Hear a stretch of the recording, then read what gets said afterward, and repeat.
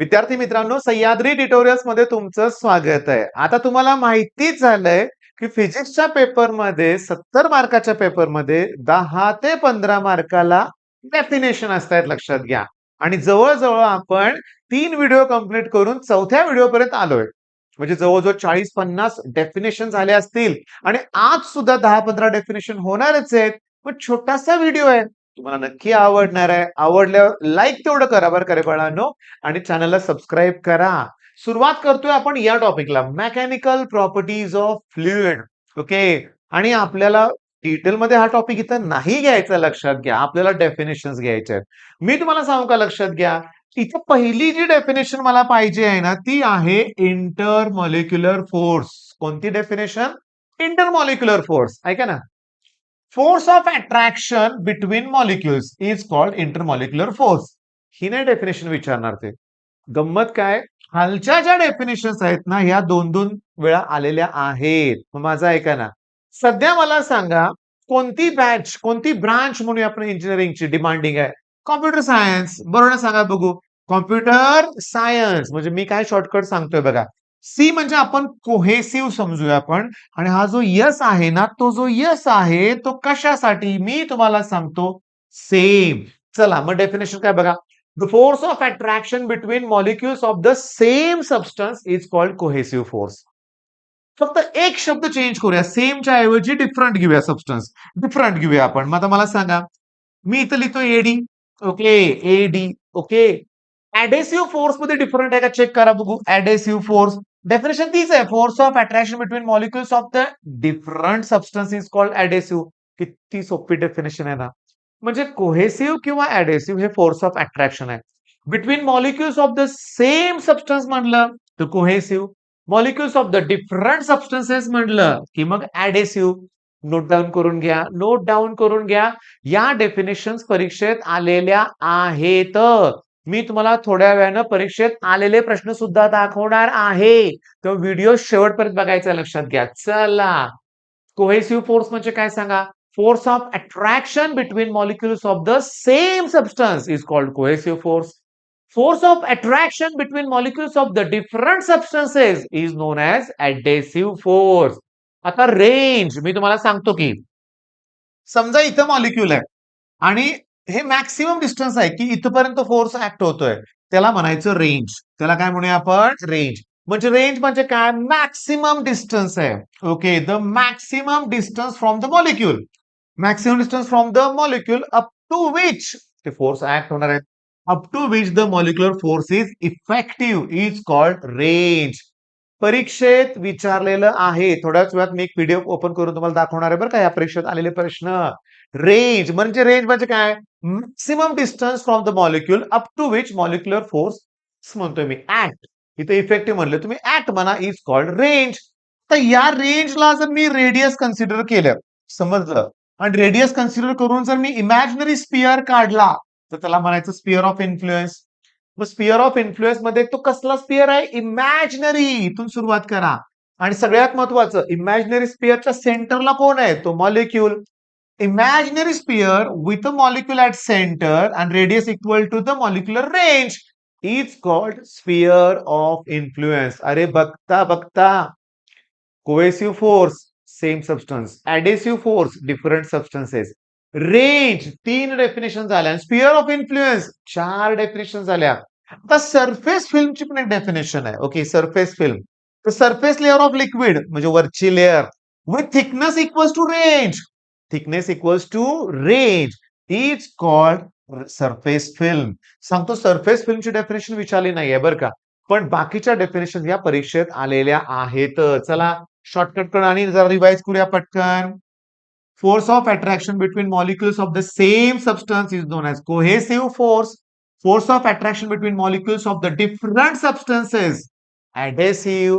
Maximum distance from the molecule up to which molecular force is effective, known as range. त्या रेंजलाच radius consider करून sphere करा, molecule at centre ठेवा, sphere of influence.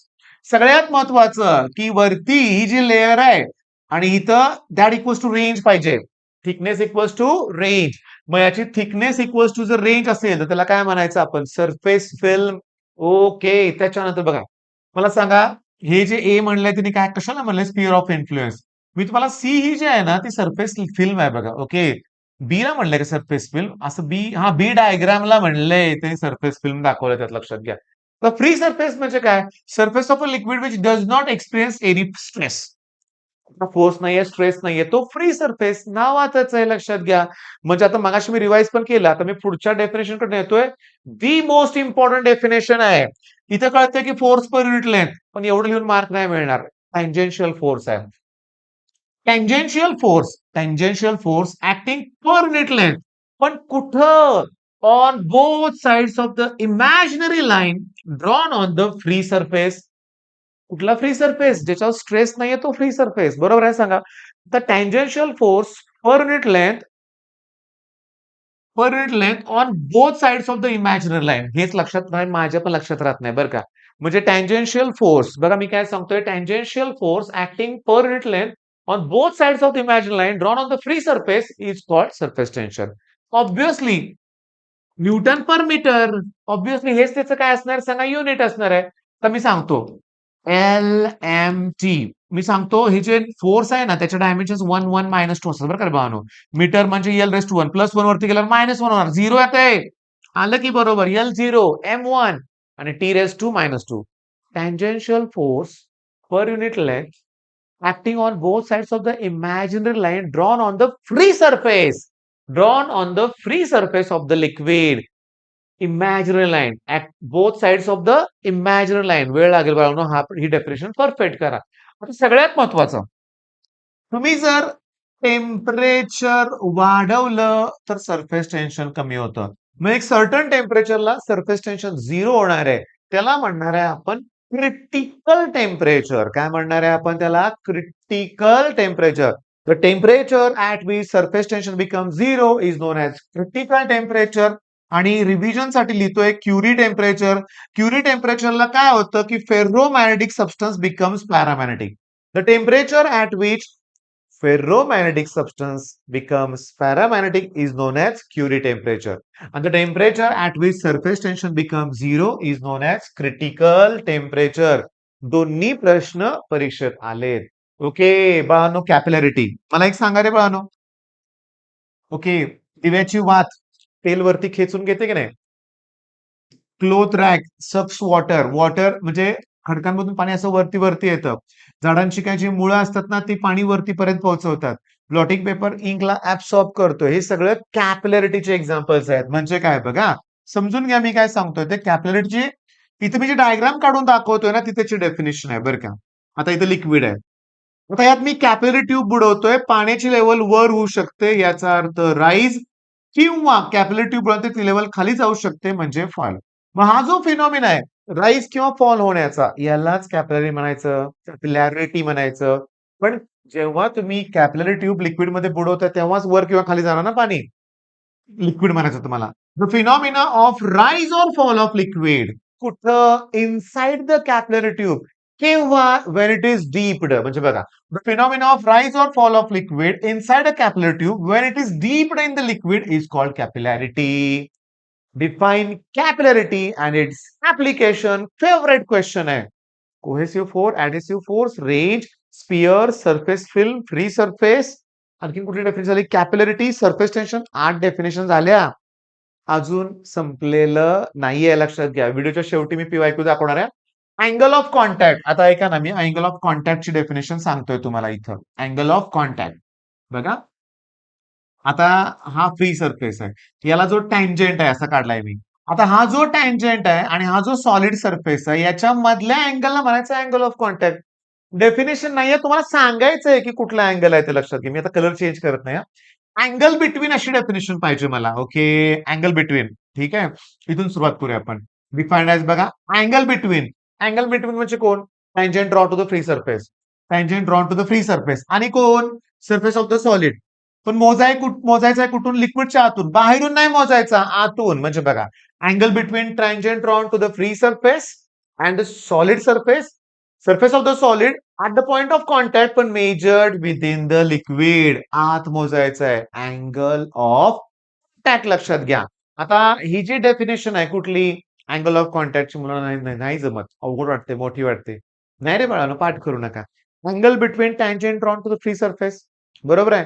आणि surface of the solid at the point of contact पण तिथं मोजायचं आहे. Measured within the liquid. एवढ्या लेवलला तुम्हाला इंग्लिश तुमचं इम्प्रूव्ह करायचंय लक्षात घ्या. म्हणजे समजलंय ना, मी न पाठ करता लिहू शकतो. कारण फ्युचर इंजिनिअरिंगला तर त्याची गरज आहे. स्ट्रीमलाईन फ्लो आणि टर्ब्युलंट फ्लो. मी याचं डेफिनेशन सांगत नाही. मी तुम्हाला ऍज अ होमवर्क देतोय बरं का, लक्षात घ्या. रिझन थोडंसं काय, तुम्हाला हा पॉईंट मला पुढचा अगोदर सांगायचा आहे बघा. थांबा 1 मिनिट तरी सांगतो. स्ट्रीमलाईन फ्लो म्हणजे बघा, कधी-कधी बेसिनचा नळ सोडा, हळू, एकदम बारीक अशी धार येते. वाढवा फ्लो, टर्ब्युलंट फ्लो येतो लक्षात घ्या. म्हणजे इथं बघा, आता याची डेफिनेशन खूप सोपी आहे बरं का, लक्षात घ्या. तसा विचार केला तर स्मूथ फ्लो आहे. व्हेलॉसिटी सर्टन क्रिटिकल व्हेलॉसिटीपेक्षा कमी आहे. तर व्हेलॉसिटी जास्त आहे. म्हणजे जेव्हा व्हेलॉसिटी इन्क्रीज होते बियॉन्ड द क्रिटिकल व्हेलॉसिटी, मग त्या फ्लोला फ्लो ऑफ द लिक्विड किंवा fluid in which velocity is greater than critical velocity then it is called turbulent flow. झाले डेफिनेशन. म्हणजे व्हेलॉसिटी जर स्मॉलर दॅन क्रिटिकल व्हेलॉसिटी असेल then that flow is known as streamline flow किंवा laminar flow. पण critical पेक्षा जास्त असेल तर टर्ब्युलंट फ्लो. मग ह्या दोन डेफिनेशन डिस्टिंग्विश. इथं मी तुम्हाला सांगतो लक्षात घ्या. इथं बघा. The velocity beyond which a streamline flow becomes turbulent is known as critical velocity. येणार परीक्षेत. ही रेनॉल्ड्स नंबर वगैरे आहे. आपण डेफिनेशन घेतोय. हा पाठ पण नंतर घेणार आहे मी. लॉज वगैरे सेपरेट घेतलेले आहेत. ती पण प्लेलिस्ट चेक करा लक्षात घ्या. ओके. कोइफिशियंट ऑफ विस्कॉसिटीसाठी थोडंसं मी शिकवणार आहे. जो विस्कस फोर्स असतो ना 2 लेयर मध्ये, तो area of the layer which is parallel to the फ्लोला डायरेक्टली प्रपोर्शनल असतो आणि या व्हेलॉसिटी ग्रेडियंटला सुद्धा डायरेक्टली प्रपोर्शनल असतो. मग या ठिकाणी जर मी कॉन्स्टंट घेतला तर तो कोइफिशियंट ऑफ विस्कॉसिटी आहे. इंटू डीव्ही बाय डीएक्स इंटूचा अपॉन करा. Viscous force per unit area, per unit velocity gradient is known as coefficient of viscosity. 2 वेळा बोललो मी per unit. Viscous force per unit area per unit velocity gradient बघा आहे ना. Viscous force per unit area per unit velocity gradient is known as coefficient of viscosity. आणि newton second per metre square हे त्याचं SI unit आहे. ही definition तुम्हीच करा. तर ऑलमोस्ट होत आलंय बरं का, ऑलमोस्ट होत आलेलं आहे. आता मला तुम्हाला दाखवायचे बोर्डचे पीवायक्यूज. बघा 10 मिनिटं 15 मिनिटं तुम्ही माझा व्हिडिओ बघितला. किती प्रश्न परीक्षेत आलेत बघा ना. ही capillarity, phenomena of rise or fall of liquid inside the capillarity when it is deep in the liquid म्हणजेच कॅपिलॅरिटी. 1 2 3 4 वेळा रिपीट झालेला प्रश्न आहे. सरफेस टेन्शनची डेफिनेशन 3 वेळा रिपीट झालेली आहे. सरफेस टेन्शन पुन्हा डेफिनेशन, इथं पण डेफिनेशन 3-4 वेळा आले लक्षात घ्या. इथं अरे सरफेस टेन्शन 1 2 3 4 5 किती वेळा रिपीट झालेलं आहे. अँगल ऑफ कॉन्टॅक्ट 3 वेळा रिपीट झालेला लक्षात घ्या. what temperature at what temperature surface tension becomes zero. Critical temperature लक्षात घ्या. फेब्रुवारी 25 जुलै 23 सगळे प्रश्न आहेत. एक surface energy definition as a homework पुस्तकातली बघून पण लिहा बरं का. इथली वाचा, पुस्तकातली पण लिहा. मग कन्क्लुजन काय. अरे पेपर तुम्हाला सोपा जाणार आहे. तुम्ही सह्याद्री पॅटर्न फॉलो करायचा आहे. डेफिनेशन संपूया लवकर. डेफिनेशन डायग्राम डिस्टिंग्विश लॉज एवढे केल्यानंतर आपण तो पेपर 30-35 मार्काचा थिअरॉटिकली करू शकतोय. आणि न्यूमेरिकल केल्यानंतर तर मग आपण टॉपरच येणार आहे. आणि बोर्डचा 50-50% रूल जर सीईटी सेलनं अप्लाय केला तर आपल्याला याकडे लक्ष द्यावं लागणार आहे. द्यायचंय तुम्ही. All the best.